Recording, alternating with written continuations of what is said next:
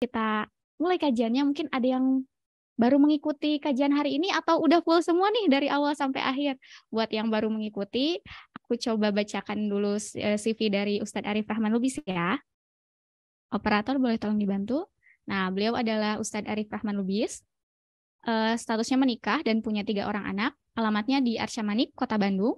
Ini ada sosial medianya ya, yang belum follow, ayo follow dulu. Terus pendidikan beliau ada di S2 Sejarah Peradaban Islam UIN Sunan Gunung Jati.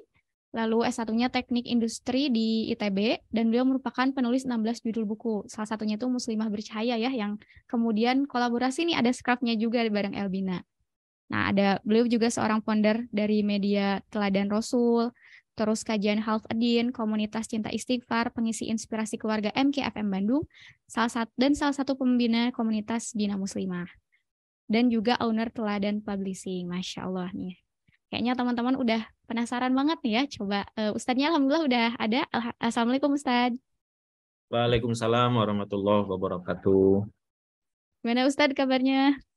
Alhamdulillah, sudah mulai agak serak-serak dikit. Tapi masih bersemangat ya Ustadz ya untuk membagikan ilmunya kepada sahabat Bina semua.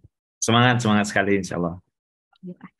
Hari ini temanya Masya Allah ya Ustadz, terlebih untuk single-lilah seperti saya gitu. Niat untuk menikah itu kayaknya penting banget ya Ustadz. Setelah minggu kemarin kita kan muslimah memataskan diri menjemput jodoh sejati gitu. Nah Ya, sekarang lanjut nih kita bahas niat. Mungkin ada sahabat Bina di sini yang udah pengen berikhtiar nih. Aku kayaknya pengen nikah tahun ini atau tahun depan. Ada yang mungkin niatnya karena kesepian gitu. Apakah boleh Ustadz atau kayak gimana nih sahabat Bina ya? Nanti ya, insya Allah sama Ustadz akan dibahas niat seperti apa sih yang diperbolehkan terlebih untuk menikah. Karena kan inamal amalu biniat ya Ustadz ya, ya. segala sesuatu itu bergantung niatnya. Kayaknya langsung aja mungkin Ustadz udah pada penasaran nih sahabat Bina semuanya, kepada Ustadz dipersilakan. Baik, terima kasih Teh Sylvia, Kang Alfa, terima kasih juga Teh Sonia dan teman-teman yang ada di tim Bina Muslimah. Dan terima kasih juga tentu saja ke teman-teman semua yang sudah bisa hadir ya dari banyak tempat tadi, sepertinya ada yang dari Aceh, dari Papua, ada yang dari Taiwan juga tadi ya. Bismillahirrahmanirrahim. Assalamualaikum warahmatullahi wabarakatuh. Alhamdulillahirabbil alamin. Allahumma sholli ala Muhammad wa ala alihi wa sahbihi ajmain. Alhamdulillah, segala puji bagi Allah Subhanahu wa taala. Shalawat salam kepada Rasulullah sallallahu alaihi wasallam. Alhamdulillah teman-teman, berbahagia sekali kita masih Allah berikan kesempatan, masih Allah berikan kesehatan, Allah berikan hidayah, Allah berikan berbagai nikmat sampai tanggal 24 Ramadan ini kita bisa kembali hadir di kajian Elbina. Ini sudah kajian kelima ya berarti ya, berturut-turut ya. Dari 1 pekan sebelum Ramadan, hari Ahad, kemudian hari Sabtu Ahad, Sabtu Ahad, Sabtu Ahad, Sabtu Ahad dari pekan sebelum Ramadan 1 pekan, kemudian pekan 1, 2, 3, dan 4. Ini berarti masuk pekan kelima. Alhamdulillah tadi seperti yang disampaikan Teh ya, mohon untuk sama-sama kita berdoa ya di waktu-waktu yang mulia ini. Mudah-mudahan apa yang dimulai oleh Bina Muslimah ini itu mudah-mudahan diridhoi oleh Allah Subhanahu wa taala dan mendapatkan pertolongan oleh Allah Subhanahu wa taala, sehingga cita-cita besarnya nanti Bina Muslimah ini bisa menjadi sesuatu yang bermanfaat untuk banyak muslimah di Indonesia maupun di luar negeri. Mungkin kalau sekarang di grup itu sudah hampir 2.000 ya, Teh Sonia ya. Mudah-mudahan nanti 10 tahun lagi, 20 tahun lagi jadi 2 juta mudah-mudahan yang mendapatkan manfaatnya. Karena seperti yang disampaikan Teh Sylvia, Kang Aufa berulang kali ya, bahwa justru sekarang Bina Muslimah itu harapannya menjadi sesuatu yang besar, yang bermanfaat bagi sebanyak-banyaknya orang. Jadi targetnya sebanyak-banyaknya orang, sebanyak-banyaknya muslimah.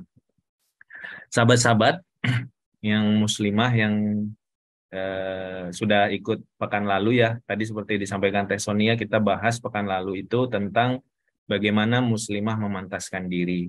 Sekarang kita bahas tentang niat menikah. Saya mulai dari why-nya, kenapa ya? Kenapa niat menikah ini menjadi sesuatu yang penting untuk dibahas? Ada beberapa hal. Yang pertama, tadi seperti disampaikan Teh Sonia juga, bahwa segala amal atau ibadah atau kebaikan yang kita lakukan itu tergantung pada niatnya. Ada satu amal yang bisa jadi dia besar, tapi karena niatnya salah, jadinya amal tersebut itu tidak diterima gitu. Dalam Islam itu amal ibadah, amal soleh, syarat diterima itu bukan karena besar kecilnya. Syarat diterima adalah karena dua saja. Yang pertama, dia niatnya ikhlas karena Allah. Yang kedua, caranya itu benar, mengikuti apa yang dituntunkan oleh Rasulullah. Jadi kalau misalnya orang punya niat sholat setiap malam misalnya 100 rakaat, kemudian niatnya untuk ria, maka dia sia-sia sholatnya. Tapi ada orang yang niatnya sholat malam itu bisa jadi hanya witir saja, bisa jadi 3 rakaat saja, tapi niatnya itu ikhlas karena Allah, maka itu diterima. Ada orang yang bersedekah 1 miliar, tapi niatnya itu adalah untuk sombong, menyombongkan hartanya, maka itu tidak diterima. Tapi ada orang yang mungkin mampunya hanya 1 juta atau 10 juta atau misalnya hanya 100 juta, jadi hanya sepuluhnya atau 1/100-nya atau 1/1000-nya bahkan dari yang tadi, tapi niatnya itu ikhlas karena Allah, itu diterima. Jadi syarat amal itu adalah salah satunya adalah lurusnya niat. Nah, pertanyaannya kan, atau yang jadi titik tekan kita kan, sahabat-sahabat muslimah semua, nikah ini adalah amal ibadah yang sangat besar, sangat panjang. Ketika Teh Sonia, misalnya Teh Sonia umurnya berapa sekarang Teh Sonia? Alhamdulillah 25 Ustadz. Nah, target nikahnya? Insya Allah tahun ini atau tahun depan Ustadz, Oh mohon iya, doanya. anggap misalnya Teh Sonia menikah umur 26 misalnya. Kemudian Allah takdirkan, misalnya Allah memberikan umur sampai umur 76 bersama dengan pasangan hidup beliau. Berarti kan beliau menjadi istri dan juga ibu itu sekitar 50 tahun ya.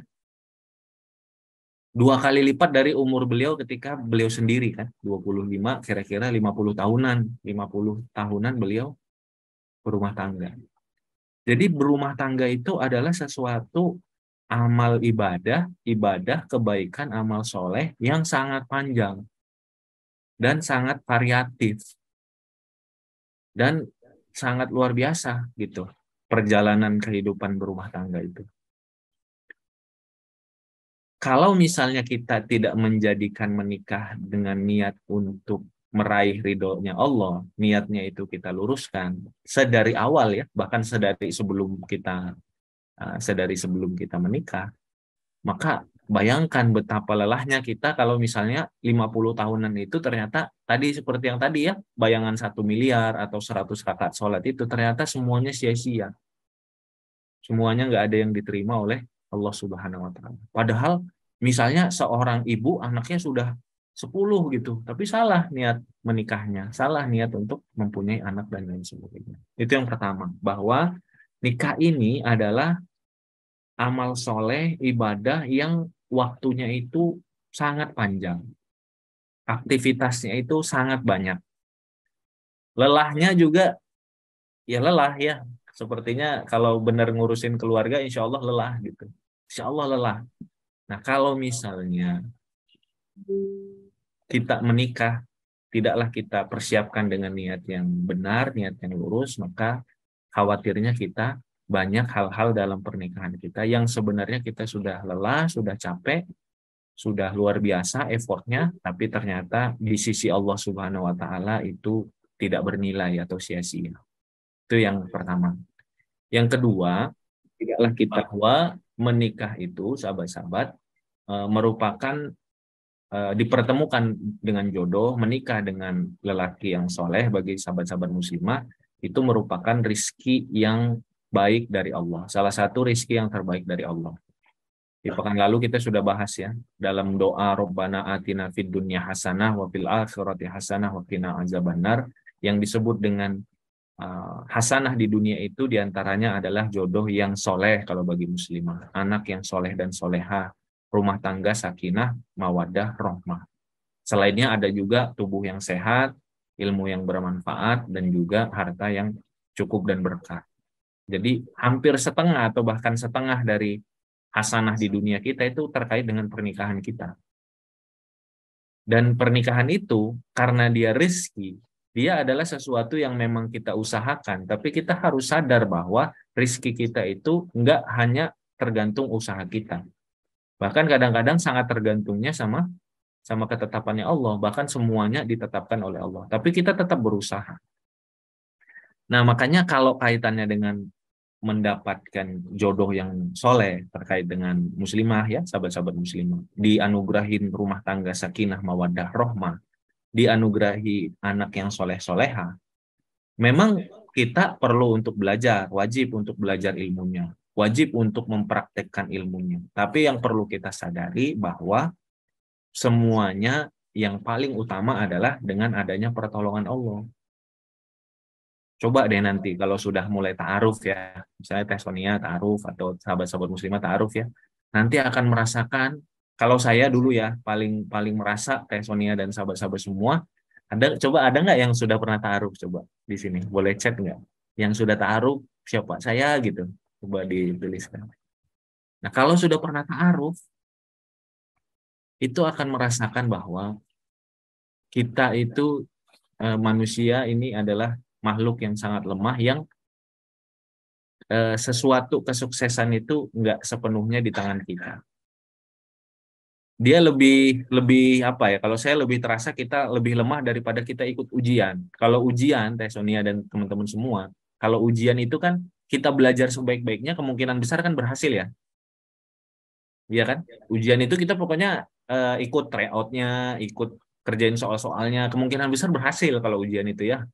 Di mana-mana itu. Saya juga ujian SMA, mau masuk perguruan tinggi, mau di S1, S2 sama tuh. Kalau kita sudah siapkan, persiapan kita maksimal 100%, insya Allah hasilnya nggak jauh-jauh daripada 80 atau 90 lah. Kalau sudah 100 kita persiapkan, biasanya kan gitu ya. Kecuali ada hal-hal lain. Tapi kalau menikah ini, itu nggak sesimpel itu. Tidak sesimpel kita persiapkan kemudian tiba-tiba ahwatnya kalau bagi yang laki-laki atau ikhwannya itu mau gitu. Karena keputusan itu bukan di kita saja, tapi di dia juga. Bahkan Teh Sonia dan teman-teman, keputusannya bukan hanya di kita dan ikhwannya kalau bagi yang teman-teman muslimah ya, bukan hanya di ahwat dan ikhwannya, tapi juga di orang tua ahwat dan orang tua ikhwannya. Ada satu ketika ikhwannya mau, ahwatnya mau, orang tua ahwatnya mau, ibunya ikhwannya nggak mau. Itu gimana tuh? Nggak jadi kan? Nggak jadi. Bahkan ada kondisi teman-teman, sahabat-sahabat muslimah, ikhwannya mau, ahwatnya mau, ibu bapak ikhwannya mau, ibu bapak ahwatnya mau, nenek ikhwannya nggak mau, dan kekeh nggak maunya, dan itu menjadi ganjalan sehingga tidak berjalan.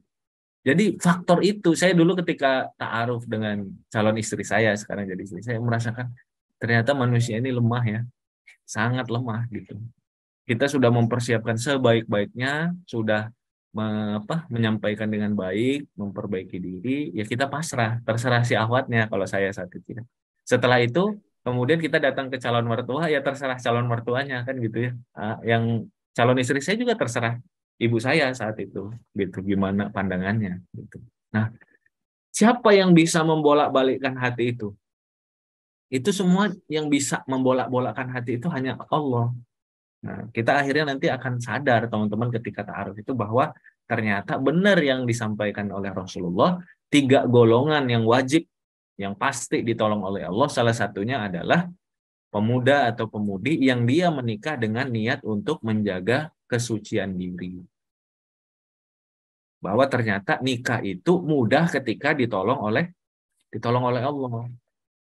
Nah, lurusnya niat itu insya Allah menjadi salah satu cara kita meraih pertolongannya Allah, teman-teman semua. Kang Arif ulangin ya, lurusnya niat itu insya Allah menjadi salah satu cara kita meraih pertolongan Allah dalam pernikahan kita.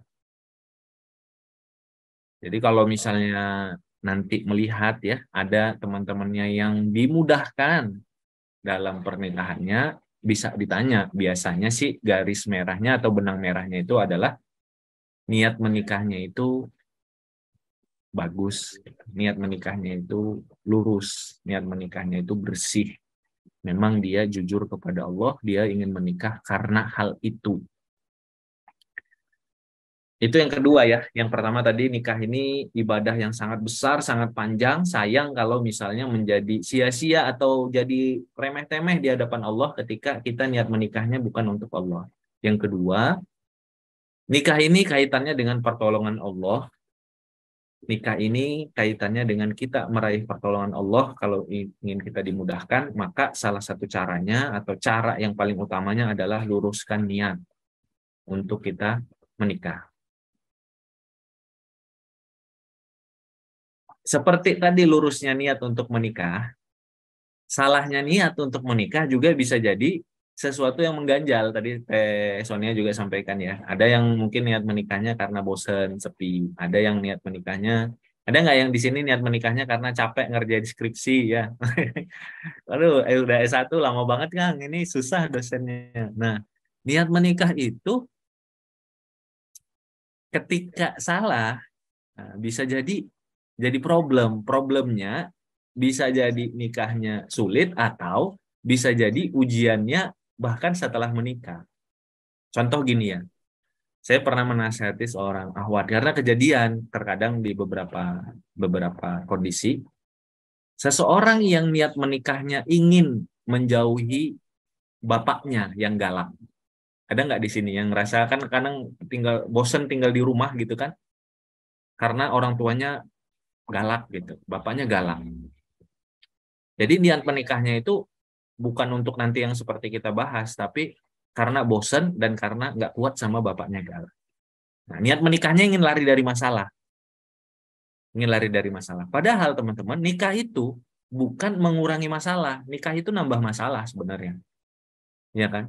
Nggak ada itu nikah itu ngurangin masalah. Nikah nambah masalah. Teman-teman yang awalnya belum jadi istri, bebas gitu kan, ketika sudah jadi istri, sudah ada ikatan. Ya, harus taat sama suami kan nambah orang yang ditaati itu sekarang nambah problem sebenarnya, tapi sebenarnya dari masalah itu hadirlah berbagai amal soleh, hadirlah berbagai keutamaan, hadir berbagai kebahagiaan, hadir berbagai keberkahan, hadir berbagai penyenang hati gitu. Jadi nggak harus jadi hidup itu langsung jadi ringan, bukan. Tapi hidup itu lebih berwarna, lebih indah, kadang-kadang lelah, tapi insya Allah kalau kita niatnya benar, insya Allah jadi berkah. Nah, ada kondisi seorang akhwat, dia ingin menikah karena ingin lari, tanda petik lari dari kondisi rumahnya, ternyata yang dia dapati suaminya lebih galak daripada ayahnya. Itu kalau seperti itu gimana? Mau lari lagi berarti? Mau cerai atau gimana? Kan nggak bisa. Ternyata hidup ini masalah itu bukan untuk kita lari, tapi untuk kita terima, untuk kita hadapi. Ya sudah, kalau bapak galak, ya sudah saya berusaha untuk menerima. Mungkin ada masa-masa saya emosional dan ini saya agak sedikit menjauh. Di lain waktu saya berusaha untuk kembali mendekat. Itu menjauhnya bukan memutus silaturahim ya, mungkin nggak terlalu banyak ngobrol. Kemudian ketika kita sudah tenang mendekat. Dan kita yakini bahwa orang tua yang galak itu merupakan salah satu ujian dari Allah. Mungkin dengan kesabaran kita itulah cara Allah memuliakan kita sebagai anak. Kan gitu. Tadi mau ingin menikah walaupun bercanda ya. Tapi ada yang benar seperti itu, ingin menikah karena ingin bosan ngerjain skripsi sendiri, pengen nyobain skripsi ngerjain berdua. Nah, yang ngerjain berdua dikira kalau sudah nikah kemudian hamil mengerjakan skripsi langsung lebih mudah ya, tentu saja tidak ya, nanti ada mualnya, ada susah tidurnya, ada badan pegal-pegalnya, lain-lain sebagainya gitu. Maka nikah itu bukan untuk lari dari masalah, dan masalah memang perlu untuk dihadapi gitu, perlu untuk diterima minimal ya, kita berdamailah dengan masalah yang ada karena memang itu sudah takdirnya dari Allah. Ya, kecuali tadi masalah yang memang solusinya adalah pernikahan. Tadi misalnya masalahnya adalah memang sudah ingin punya pasangan, atau masalahnya kalau laki-laki itu kaitannya dengan syahwat, ingin menjaga diri kan gitu ya, kesucian diri, ya solusinya memang menikah. Atau masalahnya memang sudah ada perasaan cinta. Rasul Shallallahu Alaihi Wasallam bersabda, lam aro lil mutahabbaini mitlan nikah. Aku tidak melihat solusi bagi dua orang yang saling mencintai kecuali menikah. Jadi memang ada masalah-masalah yang memang solusinya nikah. Tapi kalau harga-harga naik ya, kemudian lapangan kerja berkurang, kemudian bapak galak dan lain sebagainya, solusinya bukan nikah. Nikah itu bukan solusi jitu untuk semua masalah. Nah, seperti itu. Jadi jangan salah niat. Ada memang hal-hal yang memang kita bisa dapatkan dari pernikahan. Nanti insya Allah kita bahas nih niat-niatnya. Nah, itu masih yang kedua ya. Jadi nikah itu adalah ibadah yang sangat besar, sangat lama, maka niatnya lurus sehingga teman-teman insya Allah dari awal pernikahan itu meraih gunungan pahala dari Allah. Yang kedua, nikah itu kita perlu untuk meraih pertolongan Allah dalam pernikahan kita. Termasuk sesudah menikah itu ya, sesudah nanti kita menikah itu, lurusnya niat itu insya Allah jadi jalan hadirnya pertolongan Allah. Pertolongan Allah itu hadir salah satunya adalah lewat niat yang lurus. Rasul bersabda, barang siapa yang jujur kepada Allah dalam niatnya, maka Allah akan membenarkannya. Allah akan membenarkannya. Dulu ada seorang sahabat, beliau baru masuk Islam, kemudian ada panggilan jihad. Kemudian beliau mengatakan kepada Rasul, wahai Rasulullah, saya mau berjihad untuk melawan musuh, membela Islam, sekeras-kerasnya saya bisa, sampai akhirnya saya bercita-cita, Allah menakdirkan saya meninggal karena ada serangan musuh di leher saya. Singkat cerita, nggak berapa lama perang berkecamuk sangat luar biasa, sampai akhirnya ternyata Allah takdirkan banyak kaum muslimin yang meninggal, dan Rasulullah bertanya kepada sahabat, yang tadi baru masuk Islam mana? Cari orangnya. Kalau meninggal, bawa ke sini jenazah. Ternyata meninggal, dan ketika dicek oleh Rasul dan para sahabat, beliau meninggal dengan banyak luka, dan salah satunya adalah luka yang sangat mematikan adalah adanya serangan musuh pada leher. Kemudian Rasul menyampaikan, barang siapa yang jujur kepada Allah, maka Allah akan membenarkannya. Maka untuk urusan niat ini, dalam urusan niat menikah, kuat-kuatan. Yuk sama-sama kita luruskannya, teman-teman. Berlakulah jujur kepada Allah, khususnya ini ya, malam-malam akhir Ramadan, jujur kepada Allah dengan niat kita, nikahnya mau apa sih? Kenapa sih menikah? Apa yang diinginkan dari pernikahan sebenarnya? Dan kalau kita jujur hanya berdua dengan Allah, dan Allah Maha tahu tentang apa isi hati kita, maka Allah akan membenarkan kita. Nanti Allah akan memberikan pertolongannya. Yang ketiga, teman-teman. Nah, ini yang ketiga. Yang ketiga, kita dalam pernikahan itu akan bisa mendapat atau meraih banyak kebaikan-kebaikan ketika kita mengetahui niatan-niatan yang bisa terkandung dalam pernikahan. Ini agak pelan-pelan Kang Arif jelasinnya ya. Konsepnya jadi gini. Dalam Islam, kalau misalnya kita analogikan sungai ya, sungai, kita bayangkan sungai gini, sungai. Nah, ada sungai besar atau muaranya itu adalah meraih ridho Allah. Jadi semua niat-niat kita itu harus muaranya itu adalah meraih ridho Allah Subhanahu wa Ta'ala. Meraih ridho Allah Subhanahu wa Ta'ala. Tapi untuk menuju ke meraih ridho Allah, terkadang ada sungai-sungai kecilnya, ada hal-hal kecil yang bisa kita lakukan atau bisa kita usahakan untuk meraih ridhonya Allah. Contoh misalnya ya, ini dicontohkan oleh Syekh Mahmud Al-Misri. Beliau menuliskan dalam ensiklopedia Akhlak Rasulullah Shallallahu Alaihi Wasallam tentang niat ini, niat yang nanti akhirnya bermuara kepada sungai yang besar. Contoh gini, ini contoh bagi laki-laki ya. Kalau laki-laki dia mau ke masjid, dia salah satu sunnahnya adalah pakai parfum atau minyak wangi. Nah, tindakannya, amalnya itu kan pakai minyak wangi, ya kan? Amalnya pakai minyak wangi. Sungai besarnya adalah untuk meraih ridho Allah. Tapi ada sungai-sungai kecil yang kalau misalnya itu dia lakukan atau dia kuatkan niatnya untuk sungai-sungai kecil itu, maka makin banyak kebaikan yang dia dapatkan.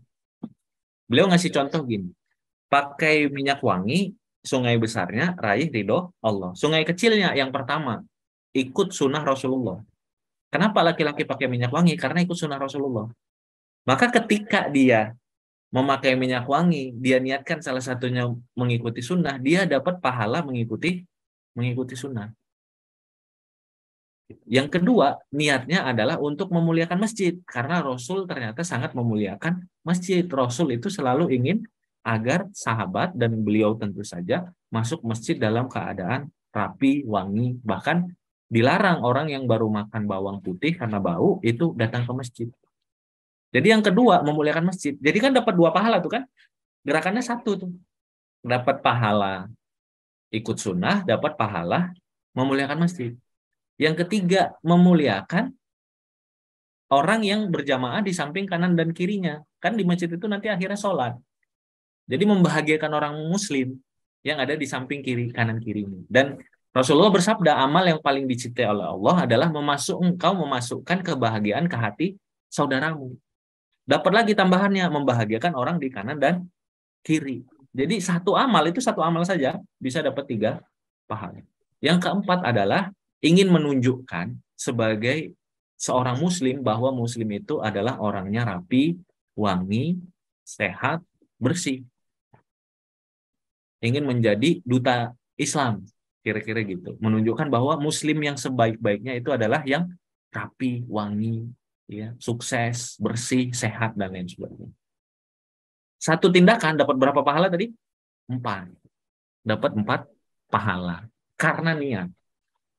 Karena niat. Jadi niat ini sangat sangat penting. Satu tindakan bisa merubah segala sesuatu. Bahkan kalau misalnya kita ingat ya, ini tentang ini ya, tentang apa? Tentang sungai-sungai kecil ini. Dulu mungkin ini hadisnya masyhur ya. Sahabat bersama Rasul ketika berjalan melihat ada seorang pemuda lagi mencangkul ladangnya. Pemuda ini kan kuat sekali, kelihatan kuat sekali. Kemudian ada sebagian sahabat mengatakan, seandainya tenaga yang luar biasanya, masa mudanya itu dia gunakan untuk fisabilillah. Maksudnya untuk membantu tentara muslim untuk berperang melawan musuh saat itu, berjihad. Sabda Rasulullah, kalau dia bekerja mengolah tanahnya untuk dia agar bisa mandiri, maka itu fisabilillah. Kalau dia bekerja untuk bisa menafkahi anak istrinya, maka itu fisabilillah. Kalau dia bekerja seperti itu untuk bisa memberikan sebagian hartanya untuk orang tuanya, maka itu fisabilillah. Dan kalau ia melakukan itu untuk bisa membantu fakir miskin, anak yatim di sekitarnya, maka itu fisabilillah. Nangkep nggak pentingnya niat itu? Satu tindakan kan? Mencangkul aja selama 1 jam, tapi niat yang salah bisa jadi berubah, tidak bermanfaat atau bahkan menjadi fisabilillah. Bahkan kalau misalnya orang tadi dalam mencangkulnya itu dia niatkan yang pertama, ya Allah, saya niat agar saya mandiri, untuk juga nafkah anak istri, sebagiannya saya berikan kepada orang tua, dan sisanya saya berikan kepada anak yatim, fakir miskin, maka ada banyak pahala yang dia dapatkan. Aktivitasnya sama, teman-teman. Mencangkul selama 1 jam. Tapi banyaknya niat, jelasnya niat, yang tadi kalau kita bahasakan itu ya, sungai-sungai kecil tadi, itu akan menyebabkan kita meraih banyak keutamaan. Nah, itulah. Jadi, niat orang bekerja itu kan pasti fisabilillah atau untuk Allah ya, lillahi. Nah, itu tadi yang kenapa pentingnya sungai-sungai kecil. Nah, Rasul tadi juga mencontohkan tuh, perlu sungai kecil agar kita lebih clear. Lillahi ta'ala maksudnya gimana sih? Maksudnya adalah kita mandiri sehingga nggak minta-minta lillahi ta'ala. Kita bekerja agar bisa menafkahi anak istri. Kalau laki-laki maka itu lillahi ta'ala gitu. Jadi nggak sekedar kenapa sih kamu bekerja, ya lillahi ta'ala. Maksudnya gimana? Nah, itu diperjelas dengan sungai-sungai kecil tadi. Sabda Rasulullah tadi menjelaskan bahwa kita perlu mengklirkan niat kita dalam tataran yang lebih jelas. yang semuanya pastilah lillahi ta'ala. Itu ya sahabat-sahabat, ini kita sudah bahas tentang why-nya, alasan kenapa kita menikah perlu niat yang lurus. Yang pertama tadi, ibadah yang sangat panjang. Yang kedua, nikah itu pertolongan Allah, niat yang lurus jadi jalan pertolongan Allah. Yang ketiga, agar kita bisa jelas. Bisa kita jelas, nggak ngawang-ngawang gitu. Dengan pernikahan kita bisa jelas apa sih yang jadi niat kita. Dan kalau nanti kita sudah menikah, ini sangat membantu agar kita bisa jelas mau membawa pernikahan kita kemana. Apa kebaikan yang ingin kita raih dari pernikahan kita. Apa kebaikan yang ingin kita dapatkan. Jangan sampai nikah nanti berjalan gitu-gitu saja gitu. Jadi nggak ada kebaikannya. Atau kebaikannya ya hanya sekedar dapat pasangan gitu aja. Nah, kita sudah bahas 3 hal tadi, dan kita sekarang insya Allah, saya izin menyampaikan slide ya, kita insya Allah akan membahas tentang sungai-sungai kecilnya. Nah, tadi kan Kang Arif kasih analogi ya, sungai-sungai kecil sama sungai-sungai besar ya, sungai-sungai kecilnya. Setidaknya, ini banyak sebenarnya ya, setidaknya ada 7 yang bisa kita rincikan sedikit di sini. Bahwa menikah itu, yang pertama teman-teman, bisa meniatkan nikah itu untuk menyempurnakan separuh agama. Kita bahas sedikit. Memperoleh anak soleh-soleha, menjadi ladang pahala dan sunnah yang sangat banyak. Menemukan partner berjuang menuju ridho dan surganya, meraih ketenangan dan cinta kasih. Yang keenam ini bagi seorang muslimah, teman-teman bisa jadi jalan masuk surga dari pintu mana saja. Dan yang ketujuh, membangun masyarakat, bangsa, dan peradaban yang islami. Boleh kalau misalnya mau dicatat atau difoto ini ya, yang 7 ini. Jadi ini jadi oleh-oleh, nanti kalau misalnya mau nikah, boleh 7-7-nya atau boleh diantara ini. Tapi yang jelas perkuat terus, ya perkuat terus, luruskan terus, bersihkan terus, sehingga nanti ketika doa kepada Allah ini bersih. Niat kita memang untuk ini ya Allah. Saya nikah ini memang karena hal ini. Sedikit kita bahas teman-teman ya. Yang pertama teman-teman, bahwa menikah itu menyempurnakan separuh agama.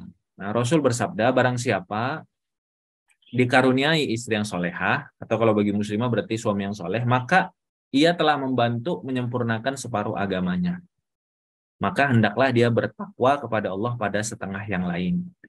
Ternyata nikah ini bisa menjadi penyempurna agama kita. Penjelasan para ulama diantaranya adalah, simpelnya adalah agama itu ada pada ketaatan dan menjauhi maksiat. Agama itu ada pada mengikuti atau melaksanakan perintah dan menjauhi larangan. Nah, menikah itu akan sangat membantu kita untuk bisa menjauhi larangannya Allah Subhanahu wa taala. Kenapa? Karena kita akan punya teman, kita akan ada seseorang yang akan membantu kita untuk menjauhi maksiat. Nikah ini bisa menyempurnakan separuh agama dalam rangka untuk menjauhi maksiat. Nah, Kang Arif sedikit jelaskan ya, bagaimana sih nanti kalau kita sudah ngerti tentang bahwa menikah ini dia menyempurnakan separuh agama, maksudnya adalah membantu kita menjauhi maksiat. Teman-teman pernah nggak ada dapat pertanyaan atau pernah pengen nanya nggak kalau misalnya nanti sudah menikah, mungkin Teh Sonia atau teman-teman ya, mungkin pernah bertanya nggak gini, boleh nggak sih Kang Arif nanti kalau sudah menikah ngeliatin WA suami gitu, boleh nggak menurut teman-teman? Kira-kira menurut teman-teman boleh nggak? Itu kan banyak pertanyaan ya, kadang-kadang saya lihat juga ustadz-ustadz kalau itu kajian-kajian rumah tangga itu ditanyain seperti itu, boleh nggak? Menurut teman-teman gimana, boleh nggak istri itu ngeliatin WA suami? Katanya nggak boleh tanpa izin suami. Kenapa? Karena privasi ya. Izin dulu, boleh atas izin. Karena merasa privasi. Tapi kan kalau di Al-Baqarah 187 itu, antum libasul lahun, hunna libasul lakum wa antum libasul lahun. Kamu itu, mereka adalah pakaian bagimu dan kamu adalah pakaian bagi mereka. Berarti kalau kayak gitu kan belum jadi satu ya. Boleh-boleh aja. Boleh niatnya membersihkan spam. Ya kan kalau dalam surat Al-Baqarah itu kan istri itu jadi pakaian bagi suami. Kan ceritanya tentang iktikaf itu ya. Al-Baqarah 187 ya. Istri itu adalah pakaian bagi suami. Suami itu pakaian bagi istri. Kalau menurut Teh Sonia boleh atau nggak boleh Teh Sonia? Atau boleh dengan izin tadi? Bingung ya Ustaz ya. Boleh mungkin tapi dengan izin juga sih, bukan Izin. maksudnya tuh kepo atau nyari-nyari permasalahan gitu. Iya, iya, iya. Nah, kalau Kang Arif ditanya ini, Kang Arif akan ngejelasin kalau orang niat menikahnya untuk menyempurnakan separuh agama, dalam hal ini ingin menjauhkan diri dari maksiat, maka justru bukan pertanyaan lagi boleh atau nggak boleh, tapi istrinya dan suaminya diminta untuk membantunya untuk ngontrol chat WA-nya. Nangkep ya? Nangkep ya? Berbeda tuh. Jadi kalau memang tergantung pertanyaan. Orang kalau misalnya nanya boleh nggak, nanti kan kaitannya dengan privasi, nanti kaitannya dengan izin, nanti kaitannya dengan mencari-cari kesalahan dan lain sebagainya ya. Iya, itu kalau misalnya memang meniatkan menikah bukan untuk saling mendapatkan bantuan untuk menjauhi maksiat. Godaannya laki-laki yang terbesar apa? Syahwat. Godaan terbesar wanita apa? Kadang-kadang. Kalau misalnya ini di dunia pekerja aja ya, di dunia kerja di Jakarta gitu, Kang Arif dulu pernah kerja di Jakarta. Godaannya itu adalah perselingkuhan kecil-kecilan, makan bareng, ya kan siang makan rame-rame itu. Nanti tiba-tiba di rumah makannya nanti berdua-berdua ngobrol dan lain sebagainya. Maka jadikan suami itu sebagai teman kita untuk menjauhi maksiat. Makanya Kang Arif itu kan ada yang apa? Yang HP yang share kadang-kadang di Bina Muslimah ya, itu kan HP HP ini nih, HP yang khusus untuk komunitas. Itu kan yang masuk Teh Sonia dan teman-teman itu kan nggak bisa dibatasin, yang masuk konsultasinya nggak bisa dibatasin. Mulai dari konsultasi hutang online ya, konsultasi suami tentang suaminya, konsultasi tentang anaknya, konsultasi tentang rumah tangganya, tentang perceraiannya dan segala macam. Bayangkan kesulitannya saya untuk menjaga hati kalau HP ini juga tidak dikelola oleh istri saya. Kalau saya diam-diaman sama istri. Tapi kalau makanya di sini kan dikasih judul itu dikelola oleh Kang Arif dan tim bersama dengan istri dan tim. Kenapa? Karena biar tidak ada berdua-duaan. IG-nya Kang Arif itu diakses sama istri. Dibuka bisa dibuka dari HP-nya istri. Bukan karena saya takut sama istri, bukan, tentu saja tidak. Istri saya alhamdulillah sangat taat. Tapi justru karena saya minta beliau yang tolong, karena pernah beberapa kali kejadian, laki-laki walaupun niatnya tidak untuk seperti itu, kadang-kadang dengan bahasa yang laki-laki ini nggak apa ya, nggak sensitif, terkadang bahasanya itu membuat orang salah tangkap. Bisa jadi kan seperti itu ya, bahasa laki-laki sama perempuan itu berbeda. Sehingga saya sangat butuh asistensi dan dibantu oleh istri saya dalam urusan tadi misalnya berkomunikasi dengan muslimah-muslimah yang konsultasi dan lain sebagainya. Jadi kalau misalnya yang konsultasi di sini itu berarti konsultasinya sama oleh saya dan istri, kepada saya dan istri. Walaupun yang ngejawabin saya, tapi istri saya tahu. Beliau baca. Karena saya bilang, ya tolong dibacain deh, gitu. Ada yang salah nggak ini menjawabnya? Nanti beliau kasih masukan. Nah, mudah-mudahan clear ya. Yang nomor satu ini mudah-mudahan akhirnya clear kan. Bahwa pasangan kita itu adalah orang yang akan membantu kita untuk menyempurnakan agama kita. Membantu kita untuk menjauhi maksiat. Gitu. Yang muslimah misalnya, beliau bekerja. Di lingkungan kerja misalnya di Jakarta. Wah, rame sekali laki-lakinya misalnya ya. Dalam lingkungan kerja, apalagi kalau di Jakarta ya, kadang-kadang pulangnya malam dan lain sebagainya. Nah, beliau perlu menjadikan suami itu sebagai teman, sebagai bentengnya. Kalau ada yang laki-laki kira-kira mulai memberikan perhatian lebih dan segala macamnya disampaikan ke suaminya. Kalau misalnya dia nanti ada waktu misalnya ditelepon atau video call oleh bosnya, misalnya malam hari, walaupun suaminya nggak ikut di layar, tapi suaminya menemani di sampingnya dan lain sebagainya. Pasangan kita adalah partner terbaik kita untuk menyempurnakan separuh agama, gitu. Jadi nggak lagi aku dan kamu sebenarnya kalau sudah nikah itu, tapi kita, gitu. Tapi jadinya kita. Walaupun memang ada hal-hal yang memang privasi. Contoh rahasia perusahaan kan nggak perlu ya.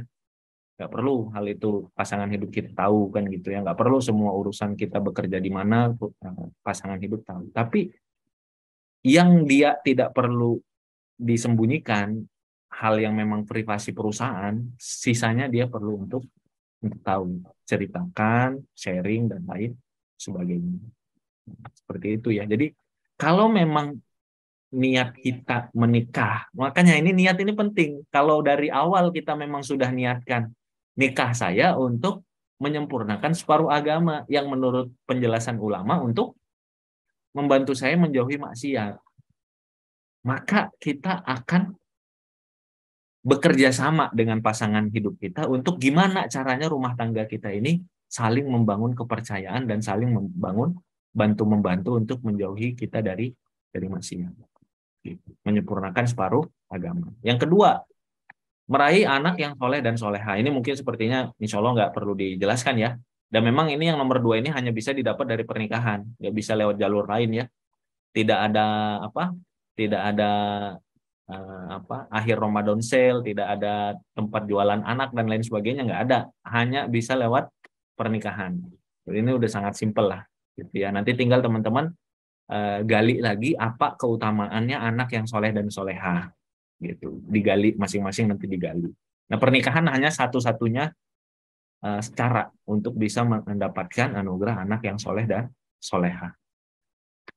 Yang selanjutnya adalah ladang pahala dan sunnah yang sangat banyak. Nah ini juga penting nih. Kalau kita, nanti kan kita menikah ini kita akan banyak, bukan eksperimen ya, banyak interaksi kan. Pasti akan banyak interaksi ya. Yang namanya nikah itu pasti akan ada obrolan, ya pasti ngobrol lah gitu ya. Apalagi kalau misalnya memang, alhamdulillah misalnya bersama pasangan bisa jadi pasangan hidup, bisa jadi sahabat, bisa jadi kakak atau adik gitu ya, bisa jadi saudara gitu ya. Kadang-kadang seperti ayah atau ibu yang mengayomi gitu kan, yang indah kan seperti itu. Apalagi kalau seperti Kang Arif sama istri itu kan hampir 24 jam bareng gitu kan. Iktikaf bareng sampai pagi, ini istirahat, kemudian Kang Arif ngisi, istri aktivitas lain. Kalau misalnya nanti ada ketemu orang, misalnya ke Elbina ya bareng kan gitu ya sama istri, kadang-kadang sama anak. Hampir 24 jam tuh bareng. Berarti kan aktivitasnya kan banyak ya, banyaknya sama istri. Kalau saya memang sama istri. Kalau anak-anak tergantung anaknya. Ada anak yang udah dari pagi sampai sore, dia udah sekolah, berkurang berarti. Ada yang pagi saja. Tapi kalau sama istri hampir 24 jam. Berarti kan kita interaksinya kan banyak. Paling banyak kan sama istri nih. Atau kalau teman-teman nanti yang seperti itu, aktivitasnya juga paling banyaknya sama suami. Nah, kalau dari awal kita niatkan bahwa kita ingin menikah karena ingin mendapatkan banyak sunnah-sunnah aktivitas amal, kata-kata dari Rasul yang kita tidak dapatkan kecuali dengan menikah. Contohnya apa, Kang? Contoh ini. Misalnya kalau panggilan ya, panggilan sayang kepada pasangan. Kalau kita nggak niatkan untuk sunnah, tetap aja insya Allah dimanggil sayang juga kan ke pasangan kan. Nggak mungkin manggilnya saudaraku atau kisanak kan gitu ya, kayak cerita silat zaman dulu ya. Saudara atau kisanak atau akhi kan nggak mungkin juga ya. Tetap aja manggilnya kan manggil sayang, itu kan fitrah. Tapi fitrah itu kalau kita niatkan untuk mengikuti sunnah Rasul, bahwa Rasul itu memanggil pasangan hidupnya dengan panggilan sayang. Contoh Ibunda Aisyah. Ibunda Aisyah itu dipanggilnya itu setidaknya ada 3 loh, teman-teman. Jadi panggilan sayang itu sunnahnya jangan satu juga. Jangan bebek atau cinta. Ibunda Aisyah yang pertama dipanggilnya itu Humairah. Yang pipinya kemerah-merahan. Ini bagi teman-teman muslimah juga ya. Jangan ada yang merasa bahwa istri Rasul itu tua-tua dan tidak cantik. Istri Rasul itu cantik-cantik sekali. Dan umurnya masih muda-muda sebenarnya. Kecuali istri ya beliau yang kedua setelah Ibunda Khadijah. Ibunda Aisyah, julukan beliau adalah, panggilan beliau itu Humairah, yang pipinya kemerah-merahan. Nah, teman-teman muslimah perlu kenal Ummahatul Mukminin ya. Salah satunya fisiknya beliau. Jangan ada inferior merasa Ummahatul Mukminin, ibunda kaum muslimin itu nggak cantik. Bayangkan nggak ada seorang wanita, seorang gadis, seorang putri, seorang muslimah yang saking cantiknya, saking putihnya, saking bersihnya wajahnya, pipinya itu sampai kemerah-merahan. Nggak pakai make up ya. Sampai dipanggil suaminya itu Humairah, yang pipinya kemerah-merahan. Saya jarang ngelihat orang saking putihnya, kemudian saking bersihnya sampai pipinya kemerah-merahan. Ya, kalau sekarang mungkin pakai make up dan lain sebagainya itu kan banyak ya. Tapi kalau nggak pakai make up, jarang kita temukan orang yang punya secantik itu wajahnya sampai putihnya sampai pipinya kemerah-merahan. Dan indahnya lagi, kalau seorang wanita kan yang paling senang itu apa? Dipuji kecantikannya kan. Kan paling senang muslimah kan paling senang saling memuji kecantikan dan dipuji kecantikan. Bayangkan seorang suami ketika dia interaksi dengan istrinya, dia menyenangkan hati istrinya dengan memuji kecantikan istrinya. Nggak tahu itu sehari berapa kali kan Ibunda Aisyah dipanggil yang pipinya kemerah-merahan kan gitu ya, cantik kan manggilnya kan gitu ya, cantik kesayangan yang pipinya kemerah-merahan gitu. Nah, kalau kita nanti teman-teman sama yang suami juga sama, panggil dengan pujian yang memuji ketampanan atau kebaikan fisik suaminya. Kita sehari misalnya manggil pasangan hidup itu 1000 kali, berarti 1000 pahala sunnah kita dapatkan. Luar biasanya pernikahan tuh. Kalau sekarang kan belum boleh ya ngambil ikhwan yang disenangi dengan panggilan sayang itu ya malah bisa jadi takutnya mengotori hati kan gitu ya, malah jadi dosa. Tapi kalau nanti justru jadi pahala. Itulah nikmatnya atau kebaikannya menikah. Nah, jangan sampai sudah ada kebaikan itu karena kita nggak tahu ilmunya, sudah menikah nggak dimanfaatin tadi itu. Bahwa kita memanggil pasangan, suami memanggil istri, istri memanggil suami dengan panggilan sayang, itu dalam rangka mengikuti sunnahnya Rasulullah. Ibunda Aisyah dipanggil juga dengan Ais. Nah, Ais itu potongan dari Aisyah.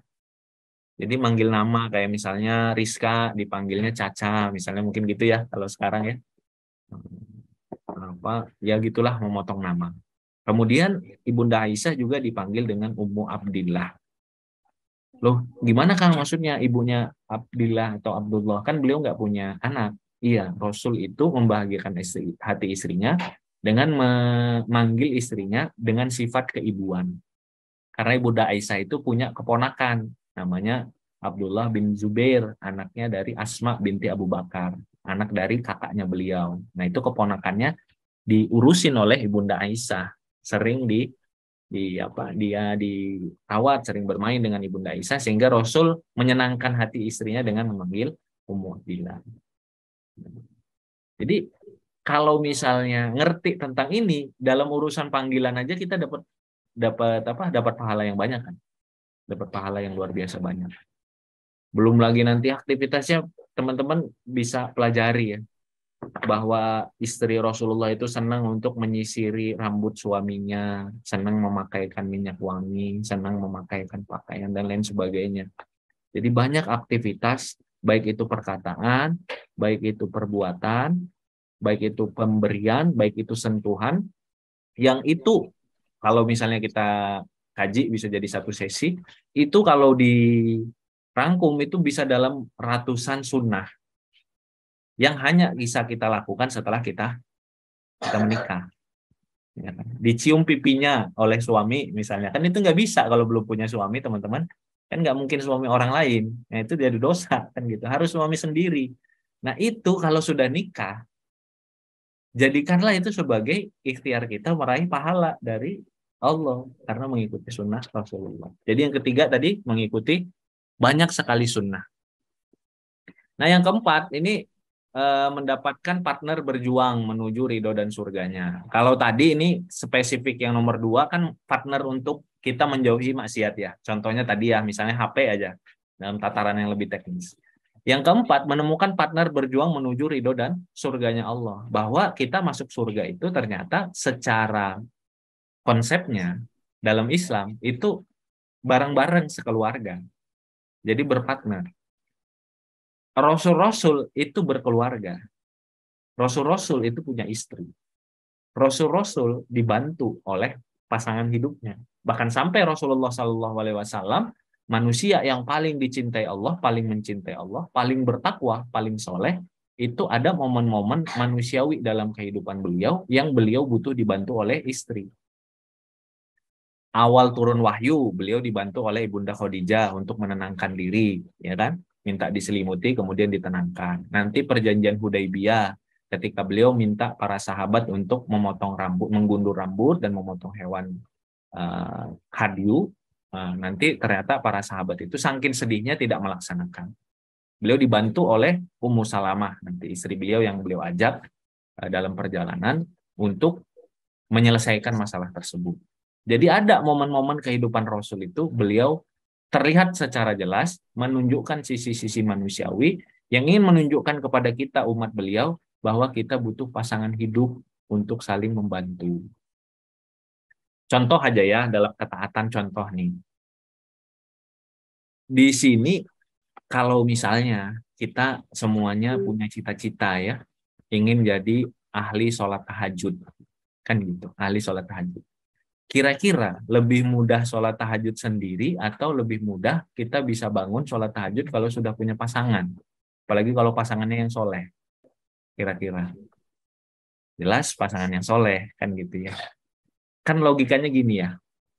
Sekarang nih teman-teman, kalau misalnya gini, teman-teman boleh nulis nggak? Ini bukan untuk ria atau apa. Dalam sebulan itu kira-kira sholat tahajudnya biasa berapa hari?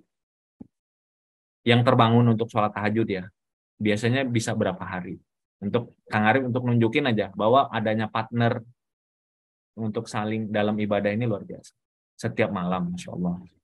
Tapi Insya Allah dengan adanya pasangan nanti dapat lagi, nanti ada yang beda. Nanti Tereni nanti Kang Arif setiap hari. Wah ini sudah luar biasa. Sepertinya sudah cukup ya. Teh Sonia ya sudah ini Bina Muslimah sudah soleha sekali Teh Sonia, sudah setiap malam tahajudnya. Ada lagi nggak yang menjawab ya? Yang ini deh, kalau yang setiap malam nggak usah jawab ya, nanti tidak sesuai pertanyaan. Yang nggak setiap malam nih, boleh nulis nggak? Yang tidak setiap malam. Yang setiap malam Kang Arif juga punya jawaban. Nah, yang masih bolong-bolong berapa? Mungkin 15 kali, biar Kang Arif bisa ngasih contoh konkret seperti tadi contoh HP tadi, nih biar bisa lebih terbayang. 15 hari. Mungkin ada gini aja, ada yang 5, ada yang 10, ada yang 15, ada yang 20. Nah, seperti itu. Biar langsung terbayang. Kalau yang sudah setiap malam 4 kali, nggak apa-apa. 4 kali. Nanti Teh Kokom ketemu dengan suami yang 30 kali, siapa tahu kan, alhamdulillah ya. Dibangunin terus. Kelewat. Nah, gimana biar bisa istiqomah? Nanti masih bolong. Oke. Kita ambillah, tadi ada yang hilang 15, ada yang 30 ya, ada yang sepanjang malam kan gitu ya, setiap malam. Nah, untuk yang sudah setiap malam ada bedanya juga. Teman-teman tidak mendapatkan rahmat dari Allah. Rahmat yang hanya diberikan, bukan rahmat secara umum ya, rahmat yang hanya diberikan kepada suami istri yang sama-sama sholat malam itu. Kan ada hadisnya. Seorang suami dia bangun sholat malam 2 rakaat, dia ambil wudhu sholat malam 2 rakaat, kemudian dia bangunkan suami istrinya. Mereka sholat bersama, Allah merahmati mereka. Seorang istri bangun wudhu, kemudian sholat 2 rakaat, kemudian dia bangunkan suaminya. Kemudian mereka sholat bersama, baik berjamaah ataupun tidak ya, yang jelas sama-sama sholat. Kemudian Allah rahmati mereka. Jadi ada rahmat Allah yang khusus turun bagi suami istri yang saling membangunkan untuk sholat tahajud.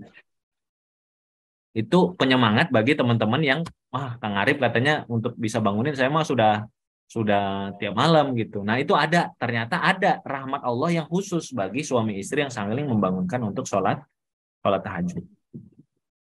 Apalagi kalau masih yang ada bolong-bolong yang tadi. Mungkin secara umum keseluruhannya sepertinya masih belum setiap malam lah, anggap itu ya. Anggaplah Teh Sonia dan teman-teman rata-rata misalnya ya, dalam sebulan 15 kali. Ya, 15 kali.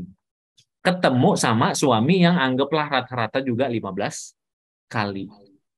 Pertanyaannya Kang Arif, kira-kira mungkin nggak setiap bulan itu 15 kali ketidurannya itu sama persis harinya? Mungkin nggak? Nggak mungkin kan? Pasti ada yang mungkin di hari Senin yang ketiduran istrinya, hari Selasa yang ketiduran suaminya, hari Rabu sama-sama ketiduran, berarti hari Rabu bolong tuh, kan gitu ya. Hari Kamis yang ketiduran suaminya, hari Jumat ketiduran istrinya, hari Sabtu sama-sama ketiduran. Berarti dalam sepekan itu yang awalnya itu 3-4 hari bisa jadi hanya 2 hari ketidurannya. Nangkep ya? Itu probabilitasnya kan, itu secara umum aja kan. Nggak mungkin lah orang yang 15 kali kemudian setelah itu sama-sama kecapeannya sama, ketidurannya sama, kebangunnya sama, dan lain sebagainya, nggak mungkin. Efeknya apa? Probabilitas teman-teman untuk meningkat. Ini tadi kalau ada yang nanya ya, bagaimana cara istiqomah? Salah satu yang terbaik adalah punya partner. Salah satu cara terbaik untuk istiqomah adalah punya partner. Dalam rumah tangga, memang berumah tangga itu salah satu keutamaannya adalah agar kita bisa istiqomah untuk ibadah. Saya ada masa-masa saya malas ke masjid, diingetinnya sama siapa? Ya sama istri. Jangan malas-malasan ke masjid, jalan gitu, ya jalan gitu. Bukan nggak mau ke masjid ya, mau ke masjid cuma agak malas-males gitu. Diingatkannya sama istri. Agak malas-malesan, hujan gitu kan, udah malam, jam 10 malam, harus datang ke rumah ustadz untuk kajian. Yang ngedorong istri gitu, diambilin kunci mobil, ini udah nggak usah aneh-aneh gitu. Nanti kalau udah sampai sana, insya Allah baik-baik aja. Sama istri saya juga sama. Kalau istri saya agak telat-telat sholat, diingetin dan lain sebagainya. Nah, kita ini pasti ada masa kita futur, ada masa kita lemah, ada masa kita malas, kan gitu ya. Semua orang pasti akan seperti itu. Nah, kalau kita punya pasangan yang memang kita niatkan, nikah itu salah satunya adalah saling bantu tadi untuk ketaatan, insya Allah saling bantu. Enggak lah tiba-tiba nanti sepanjang tahun itu sama persisnya, semangatnya sama persisnya, nggak semangatnya, enggak. Mungkin ada dalam 1 tahun itu ada beberapa hari yang sama-sama males baca Quran, ada mungkin. Tapi itu nggak banyak gitu. Dan akan lebih sulit kalau kita sendiri. Ini termasuk jawaban ya tadi, bagaimana Kang agar kita istiqomah? Caranya adalah kita berusaha menjadi soleh, atau yang muslimah berusaha jadi soleha, ketemu sama suami yang soleh. Insya Allah akan saling bantu untuk istiqomah. Kita percepat ya. Meraih ketenangan dan cinta kasih ini juga ada ketenangan dan cinta kasih yang dijelaskan dalam surat Ar-Rum ya, litaskunu ilaiha, kemudian mawaddah warohmah, itu memang jalur itu hanya bisa diraih dengan pernikahan. Banyak penelitian ya, orang yang menikah itu insya Allah, nah, dengan catatan tadi rumah tangganya sakinah mawadah rohmah ya, bukan rumah tangga yang berantakan, bukan rumah tangga yang penuh dengan piring terbang gitu ya, kemudian alat-alat dapur berterbangan dan lain sebagainya, tapi rumah tangga yang dibangun dengan niat yang lurus, orang-orang yang suami dan istri yang berusaha menjadi soleh-soleha, dan mereka berusaha membangun sakinah mawadah rohmah di dalam rumah tangganya. Maka insya Allah pernikahan itu akan mendatangkan ketenangan, cinta, dan kasih.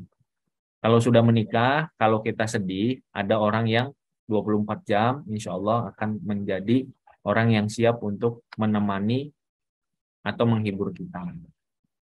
Kalau kita bahagia kita bisa nambah. Kenapa? Karena bukan hanya kita yang dapat bahagia. Kadang-kadang kalau saya ya, misalnya dapat kabar bahagia, kadang yang lebih membahagiakan bagi saya adalah momen ketika saya cerita ke istri sama anak-anak gitu tentang kebahagiaan tersebut. Jadi bahagianya double gitu. Kalau dulu kan masih bujangan, saya misalnya dapat prestasi, misalnya kuliah gitu, cum laude gitu kan, bahagianya kan sendiri. Ini teman-teman sebenarnya sudah pernah rasakan ketika teman-teman sangat mencintai orang tua. Biasa kan berbagi kabar bahagia ke orang tua itu kadang-kadang lebih membahagiakan dari kabarnya sendiri kan gitu ya. Oh, kita dapat prestasi di kantor, ya kita bahagia. Tapi momen kita cerita ke ibu kita via video call itu kadang-kadang lebih membahagiakan. Nah, pernikahan juga sama. Rumah tangga yang sakinah mawadah rohmah itu akan menambah momen-momen kebahagiaan kita. Momennya double-double gitu. Momen merayakan kebahagiaan, mensyukuri kebahagiaan itu akan lebih panjang. Sedih juga sama. Kalau dulu sedih sendiri, dulu saya ingat dulu waktu kos ya, waktu SMA saya kos. Nangis saya dulu pertama ngekos nggak berapa lama, kelas 1 SMA saya ngekos itu sakit, demam, nggak bisa jalan keluar untuk beli makanan, sedih gitu, orang tua udah nggak ada, jauh gitu kan, mau ngubungin orang tua malu, masa bikin susah ya, nggak ada gunanya juga gitu ngubungin orang tua ngasih tahu sakit gitu. Kalau sekarang ketika sakit, alhamdulillah ada istri yang memperhatikan, istri yang bisa nemenin ke dokter dan lain sebagainya. Jadi mendapatkan ketenangan dan cinta kasih lewat pernikahan.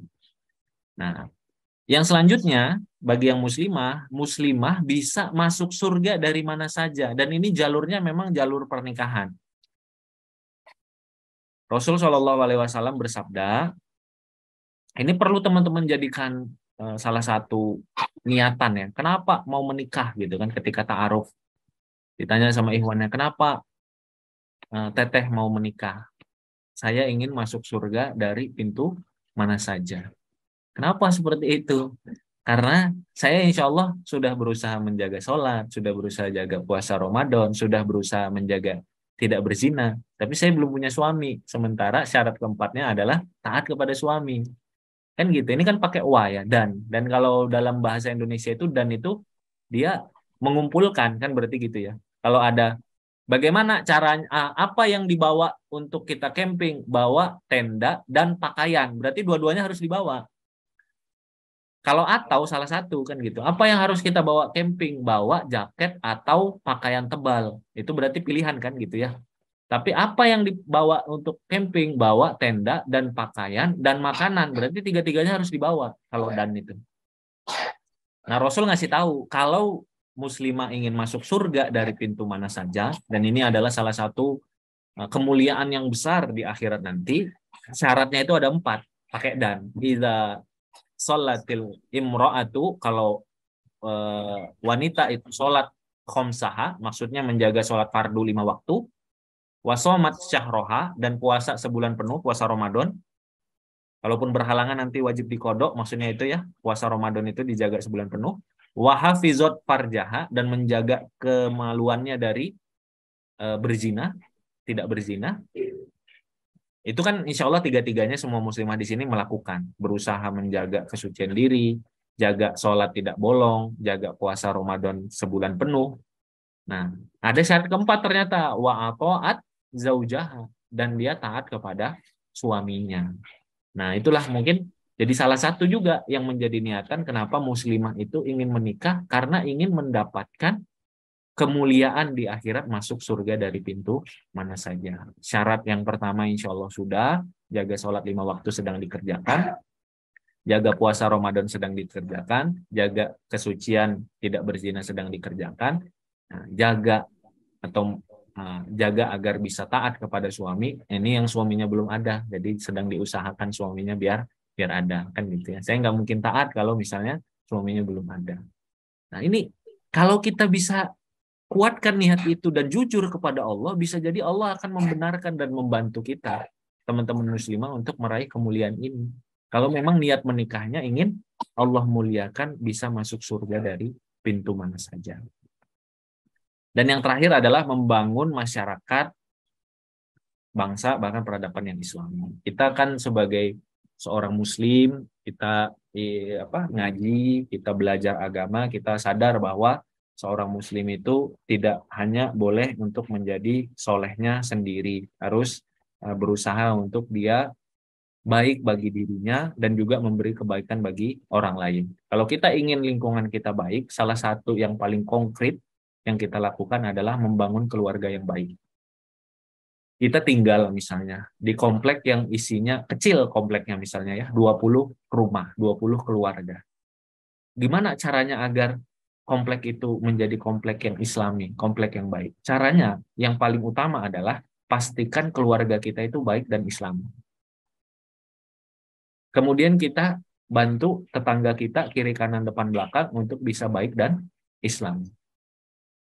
Kalau sudah seperti itu, makin banyak di komplek itu yang punya pikiran yang sama, ada 15 saja keluarga yang berpikiran sama, insya Allah komplek itu jadi komplek yang baik dan Islami.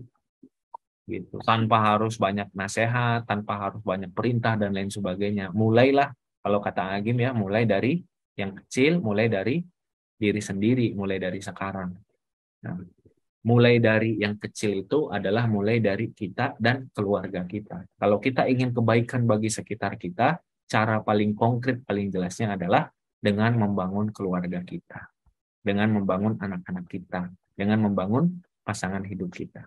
Demikian yang bisa Kang Arif sampaikan. Mudah-mudahan ini jadi bekal agar teman-teman di akhir malam, selain doanya doa Lailatul Qadar ya. Allahumma innaka afuwun karim tuhibbul afwa fa'fu anni. Allahumma innaka afuwun tuhibbul afwa fa'fu anni.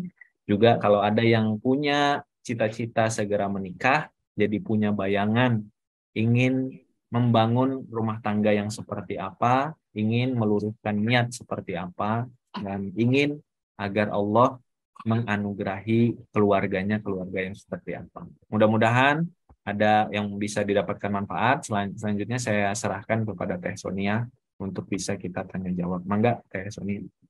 Insyaallah, jazakumullah khairan kasiran Ustadz. Banyak banget tadi insight-nya ya, terlebih buat singlilah nih, dan juga mungkin yang sudah menikah juga kan niat itu harus terus diperbaharui gitu ya. Ya. Nah, untuk teman-teman yang mau bertanya nanti boleh raise hand.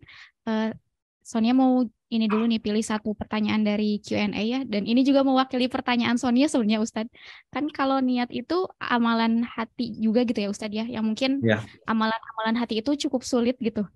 Nah, gimana sih Ustadz kita tuh menjaga supaya niat kita itu tetap lurus gitu Ustadz? Karena kadang mungkin di awal tuh udah lurus gitu, tapi lama-lama niat itu malah membelok. Bahkan mungkin kita lupa gitu dengan niat kita yang tadinya tuh lurus gitu mungkin Ustadz. Iya.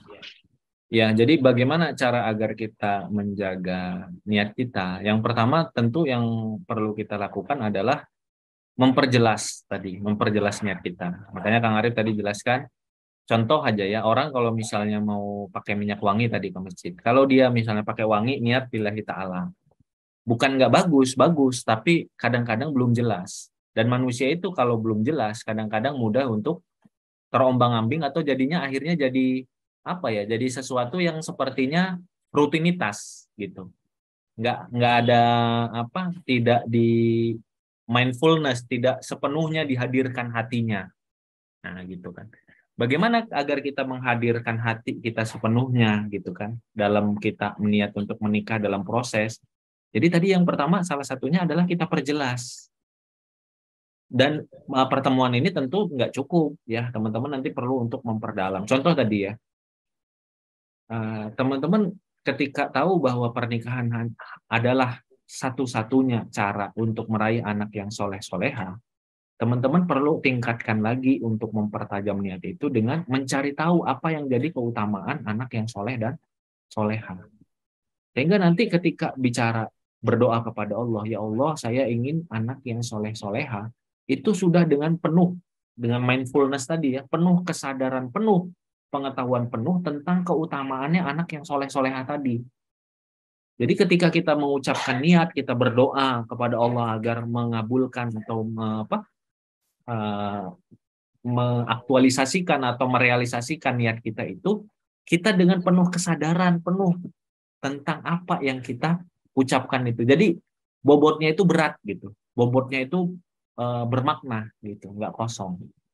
Nah, itu yang pertama. Yang kedua, salah satu caranya adalah dengan mungkin bisa jadi dengan tadi menuliskan atau yang tadi sudah niat-niat tadi mungkin ada beberapa yang sudah dipilih itu dituliskan, dibawa ke dalam doa. Kalau Kang Arif itu kadang dituliskan dikasih ke ibu, didoakan oleh orang tua.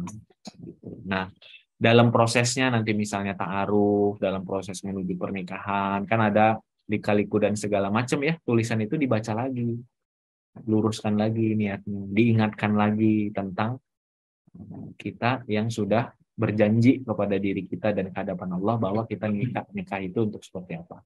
Bahkan tadi ya, seperti sudah puluhan tahun, misalnya Kang Arif sekarang sudah nikah itu tahun 2008, berarti sudah hampir 15 tahun, bahkan sudah 15 tahun, 20, 40 tahun, niat tadi misalnya nikah itu untuk menyempurnakan separuh agama. Mindfulness, penuh kesadaran bahwa yang disebut separuh agama itu adalah saling menjaga untuk tidak bermaksiat. Nah, dalam prosesnya kelihatan tuh sebenarnya orang-orang yang memang niatnya lurus nanti dalam kenyataannya itu akan dia laksanakan.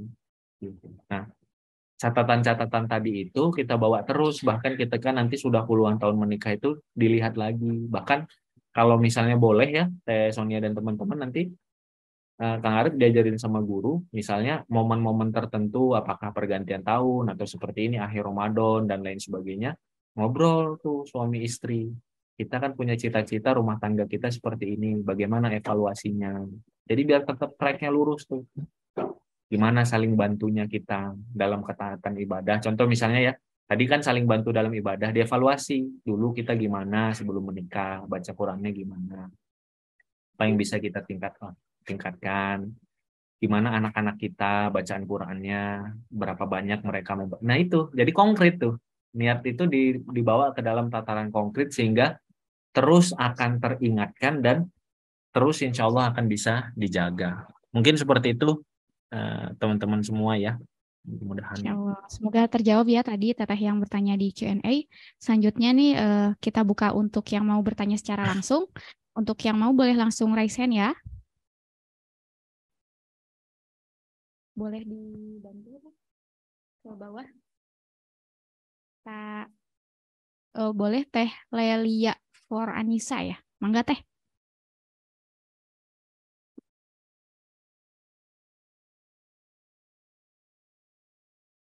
Oke, saya Teh. Teh Lelia Teh. Lelia for Iya. Anissa. Iya. Boleh Mangga Teh. Boleh langsung bertanya kepada Ustadz. Kira-kira apa hal yang paling penting dari pernikahan dalam ajaran Islam dan apa hakikat pernikahan dalam Islam?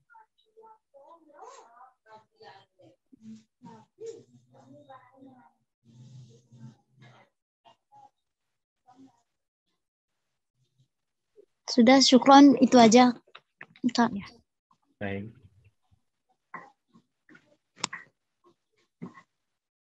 Baik, langsung dijawab ya.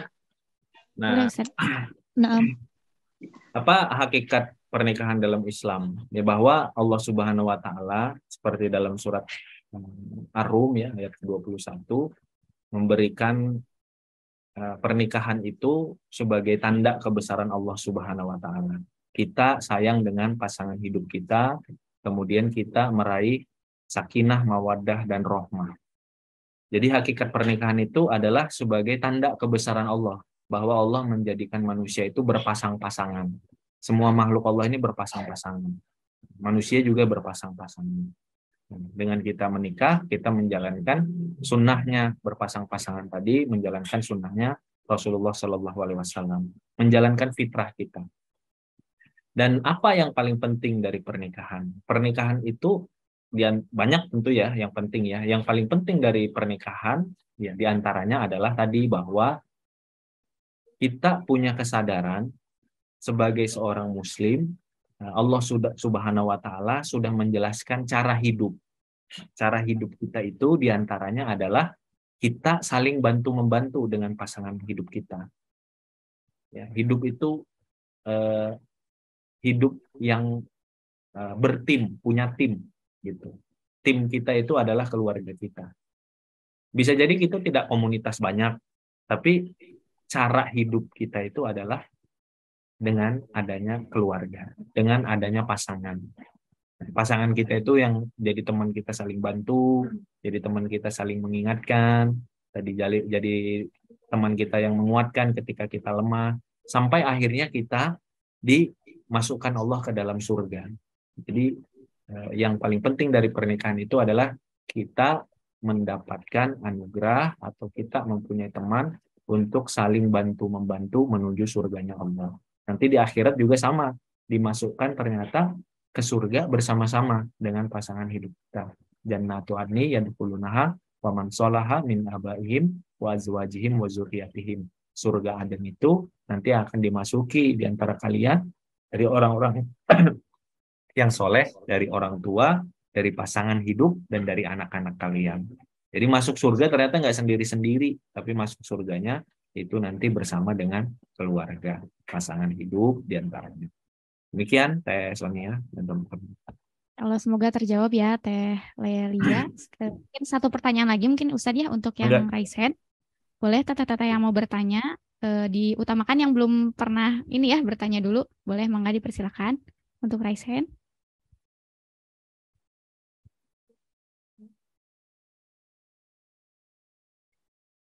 Teh Siti Aisyah Hafid Nasution boleh? Mangga Teh untuk langsung bertanya kepada Ustadz.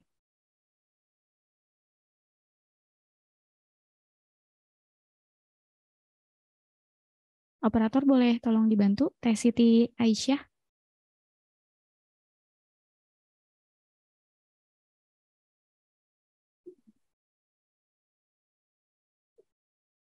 Halo Teh Siti Aisyah, apakah ada? Oh, bermasalah mungkin ya, nggak bisa di-unmute. Boleh ini KBR_Miftahul Hidayah. Tapi ini muslimah kan ya namanya? Miftahul Hidayah. Boleh? Iya teh, muslimah. Ibu namanya kayak laki-laki ya, maaf teh. Oke, bismillahirrahmanirrahim. Sebelumnya Kang Arif terima kasih untuk materinya. Semoga apa yang disampaikan bisa diamalkan dan niat semua muslimah di sini lurus karena Allah untuk menikahin. Untuk pertanyaannya, gini Kang. Jadi tuh saya dijodohkan dengan orang tua. Oleh orang tua dijodohkan dengan laki yang ada di tetangga di desa gitu ya. Tapi beliaunya nggak kerja gitu, maaf, beliau sedang tidak berada di desa juga. Beliau juga kerja di Pulau Kalimantan kalau nggak salah. Nah, yang menjadi pertanyaan kayak beliau tuh baru hijrah gitu, baru kayak kalau kan menikah itu harus sekufu ya. Nah, dari agamanya gitu ya, beliau juga udah menjelaskan kita nggak ta'aruf gitu, tidak menggunakan metode ta'aruf karena memang tidak paham dengan metode ta'aruf beliaunya.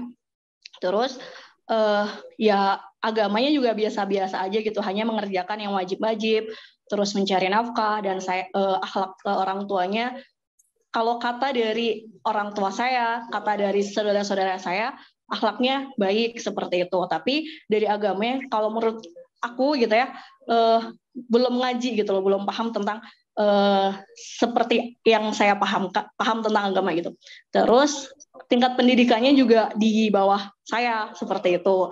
Nah, terus dia itu juga punya masa lalu yang menurut saya agak kelam gitu ya, yang kayak kok seperti itu gitu. Tapi kalau dari akhlak dan agamanya menurut beberapa orang teman dekatnya yang juga sepupu saya juga ya baik seperti itu. Nah, menurut Kang Arif seperti apa yang harus saya lakukan gitu ya, melihat dengan background dia yang seperti itu. Makasih Kang. Ya baik, terima kasih. Ya, ya benar ya dari Teh Miftahul Hidayah tadi bahwa dalam Islam itu ada konsep kafaah atau sekufu atau kesepadanan, dan kesepadanan itu adalah haknya perempuan untuk bisa mempertimbangkan. Contoh misalnya terkait dengan pendapatan atau nafkah, itu nanti wanita boleh untuk melihat apakah sepadan dengan kondisi keluarganya. Karena nanti kalau orang tua dari si wanita sudah biasa memberikan nafkah misalnya 10 juta setiap bulan, nanti suami atau calon suami sanggupnya 3 juta setiap bulan, yang nanti akan merasakan untuk bisa menyesuaikan itu kan si wanita. Dari 10 ke 3 juta kan itu wanita. Maka dia berhak, wanita tersebut berhak untuk bisa mempertimbangkan hal tersebut. Nah, kalau terkait dengan agama, itu bahkan imam 4 mazhab itu sepakat, termasuk Imam Malik dan imam-imam lainnya, Imam Syafi'i, Imam Hanafi, Imam Hambali, 4 mazhab itu sepakat bahwa agama itu adalah yang termasuk dalam kafaah, yang dipertimbangkan. Kenapa? Karena nanti suami yang bertugas untuk anfusakum wa ahlikum naro, yang akan menjaga keluarganya dari api neraka, yang akan menjadi pimpinan di rumah itu. Kan tadi kita bilang ya, hakikat pernikahan itu adalah berpasangan. Keutamaan pernikahan adalah tim ya, bermain tim kan gitu ya. Untuk bisa masuk ke surga itu lebih mudah kalau misalnya bersama-sama gitu, bertim. Nah, yang jadi pimpinan tim ini itu adalah suami. Maka wajar kalau misalnya seorang istri itu melihat sisi agama dan akhlak seseorang. Nah, tapi kan ini pertanyaannya saya nggak bisa tidak bisa ngasih jawaban yang definitif karena nanti akan terkait dengan prosesnya selama ini sudah berapa kali, umurnya berapa dan lain sebagainya, kan tentu saja ada kaitan-kaitan dengan itu ya. Atau kalau selain dari orang tua, kira-kira jalan untuk bisa kenal laki-laki yang soleh itu ada banyak jalan nggak? Siapa tahu ada ustazahnya sudah menawarkan dan lain sebagainya. Misalnya Kang yang di belakangnya mah ngantri 10 orang yang soleh-soleh, itu gampang, ya sudah ditolak aja yang ini. Tinggal komunikasi ke orang tua sebaiknya gimana caranya. Ya kan seperti itu ya. Nah ini kan nggak bisa dijawab sepenuhnya karena sesinya juga bukan konsultasi yang bisa menjelaskan secara detail. Tapi gambarannya kalau misalnya faktor-faktor tadi itu coba untuk dilihat ya. Mungkin mempertimbangkan faktor tadi ya. Faktor kemudahan untuk dipertemukan atau untuk berikhtiar bertemu dengan laki-laki yang soleh. Itu juga perlu dipertimbangkan. Ada nggak jalan-jalan lainnya? Ada nggak ustazah, sahabat, komunitas, tempat-tempat yang bisa membantu untuk dipertemukan? Kalau misalnya kira-kira selain ini, insya Allah banyak kemungkinannya, Kang. Ya sudah, mudah-mudahan, insya Allah, karena ini ada beberapa hal yang ragu, maka bisa dengan mudah, insya Allah dikatakan, Bismillah, yang ini saya belum bisa menerima. Kalau jodoh, insya Allah pasti akan ketemu lagi, jangan khawatir. Tapi sekarang dengan kondisi yang sekarang, saya memutuskan untuk tidak bisa menerima, kan gitu ya. Tapi kalau kondisinya ternyata sangat sulit, yang di luar itu sangat sulit, adanya pilihannya hanya ini, ya mungkin sudah bertahun-tahun, Kang Arif kan nggak tahu ya, ini terkait dengan hal ini ya, tahun-tahun ini, maka saran Kang Arif tadi, cobalah untuk mencari tahu lebih dalam, pertama ya, tentang kemauan dia untuk belajar ilmu agama. Kan tadi yang kurang dari beliau itu adalah belajarnya, karena beliaunya baru hijrah kan gitu ya. Nah, nggak usah buru-buru, kasih waktu mungkin setengah tahun, minta beliau agar bisa serius belajar ilmu agama. Tanya ke beliau kira-kira belajarnya gimana caranya, lewat kajian online kah, lewat apakah. Jadi kelihatan nanti progresnya. Beda antara orang yang memang belum mau atau belum ngerti atau sedang belajar tapi dia belum kan gini ya. Ada orang yang baru hijrah baru belajar, tapi karena dia memang baru belajar pengetahuannya baru 5. Tapi kalau dia dikasih waktu 2 tahun pengetahuannya bisa 8. Nah, itu perlu untuk dipertimbangkan yang seperti ini. Tapi ada orang yang mungkin memang pengetahuannya baru 4, tapi memang dia kekeh nggak mau, nggak perlu lah. Islam itu mah nggak perlu belajar-belajar gitu. Yang penting mau sholat aja udah bagus kan gitu ya. Nggak perlulah terlalu, yang penting udah baik sama orang tua, sudah cukup gitu. Nggak perlu untuk belajar banyak-banyak. Nah yang seperti ini, itu kemungkinan akan jangka panjang juga akan tetap di 4. Nggak akan bisa ketemu sama pemahamannya Teteh tadi ya, yang sudah sering ikut kajian dan lain sebagainya. Nah mungkin itu yang bisa Kang Arif sampaikan. Nilai beliau dengan kemauan beliau untuk belajar. Nanti lihat seberapa mau untuk belajarnya, seberapa keras upayanya, nanti lihat progresnya, dan bisa terbayang nanti orang tersebut kalau misalnya terus dengan cara seperti itu, bisa jadi dia akan bertumbuh lebih baik lagi. Tapi kalau memang dari awal memang sudah punya pandangan nggak mau untuk belajar atau ngerasa biasa-biasa, nah itu agak berat tuh, yang seperti itu agak berat. Demikian, mudah-mudahan bermanfaat. Ya, sama-sama. Atur nuhun, Teh Nurta. Mangga, Udah Teh terjawab. Safi. Masya Allah, tadi juga udah banyak yang mau raise hand dan di Q&A kayaknya banyak yang ingin berkonsultasi nih Ustadz nampaknya. Ya, Tapi mohon maaf teman-teman karena waktu kita terbatas dan seperti yang tadi Ustadz bilang gitu ya, ini sekarang bukan dalam sesi konsultasi. Nanti semoga mungkin ke depannya jadi masukan juga nih di Bina Muslimah barangkali itu ya Ustadz ya, terbuka sesi konsultasi gitu. Nah, karena sekarang sudah di akhir sesi, izin Ustadz untuk menyampaikan closing statement kajian kita pada hari ini.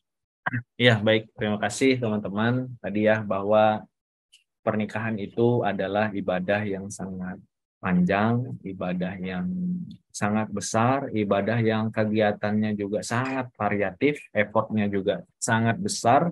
Maka pastikan sebelum menikah, ketika menikah nanti di hari H pernikahan, dan setelah bertahun-tahun, berpuluh tahun menikah, kita terus meluruskan niat kita.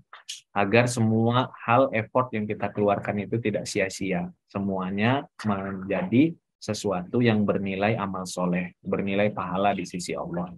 Yang selanjutnya tadi, nikah kita mudah-mudahan ditolong Allah dengan kita meluruskan niat kita. Yang ketiga tadi, mudah-mudahan dengan kita mengetahui niat-niat sungai-sungai kecil tadi, mudah-mudahan nanti setelah kita menikah, kita bisa mendapatkan sebanyak mungkin kebaikan pernikahan.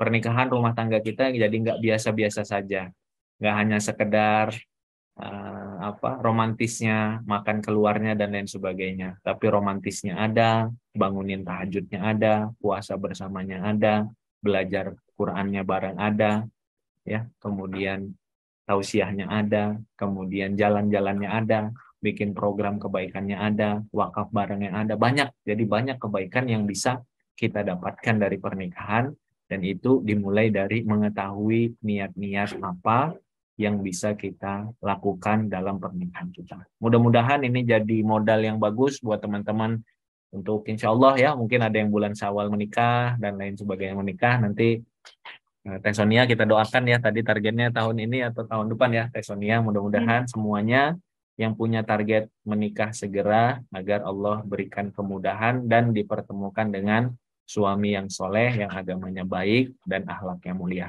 Terima kasih. Wassalamualaikum warahmatullahi wabarakatuh. Waalaikumsalam warahmatullahi wabarakatuh. Masya Allah, jazakumullah khairan kasihan Ustadz. Masya Allah ya sahabat Bina, tadi kita udah membahas niat untuk menikah. Yuk kita yang belum menikah niatkan dulu, luruskan dulu niatnya. Insya Allah Allah persiapkan jodoh terbaiknya. Yang sudah menikah, yuk evaluasi gitu bareng pasangan, apakah niat-niat kita sudah tercapai atau belum.